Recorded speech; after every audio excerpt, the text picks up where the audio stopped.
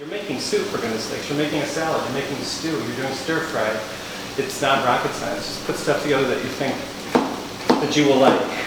Grilled cheese sandwich, what can go wrong with that? Use a Parker House roll, and nice and gooey. I wanted something easy to chew. So normally I like to mix the butter so that the butter and the herbs, the lemon, all that go together, and then spread that on the bread. But the butter was still hard, even in this hot weather.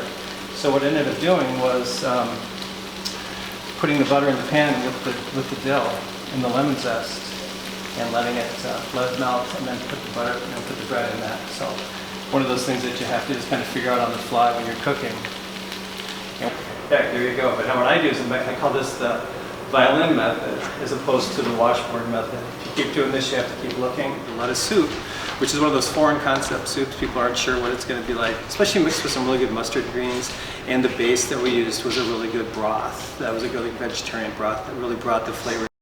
Along with some potatoes for texture, so give us some meatiness, and you've got a wonderful soup. And then goat cheese mousse is just a fancy name for taking goat cheese and cream cheese and mixing it with some whipping cream with some flavorings. So, and added some chive blossoms. The goal is to get as much as you can out of the use of the farmer's market. Every time you go to a farmer's market, you say, what can I use this for? What can I use that for? This looks great. That looks great. It's nice to be able to take an opportunity to share some of the things that you can do with some of those ingredients that you might not normally buy at the farmer's market.